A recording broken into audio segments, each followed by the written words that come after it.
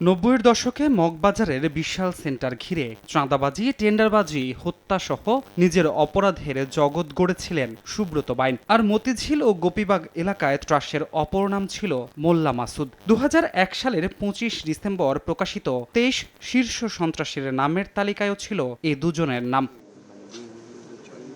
এরপর red alert জারি হলেও এরা ছিলেন ধরা ছোঁয়ার বাইরে। এক পর্যায়ে পুরস্কারও ঘোষণা করে সরকার।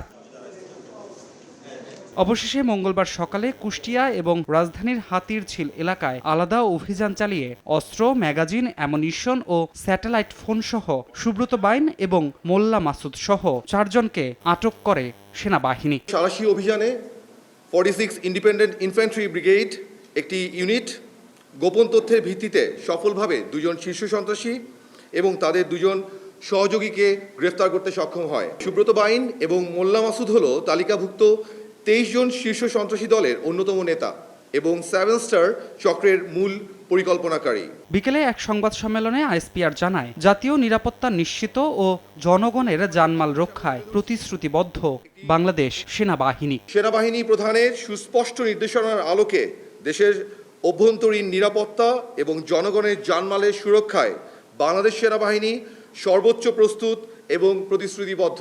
সংবাদ সম্মেলনে আরও জানানো হয়, আটকদের বিরুদ্ধে পরবর্তী আইনানুগ ব্যবস্থা প্রক্রিয়াধীন। হত্যা, চাঁদাবাজি এবং নাশকতা চালিয়ে এসেছিল। ধ্রুব ব্যানার্জি, সময় সংবাদ, ঢাকা।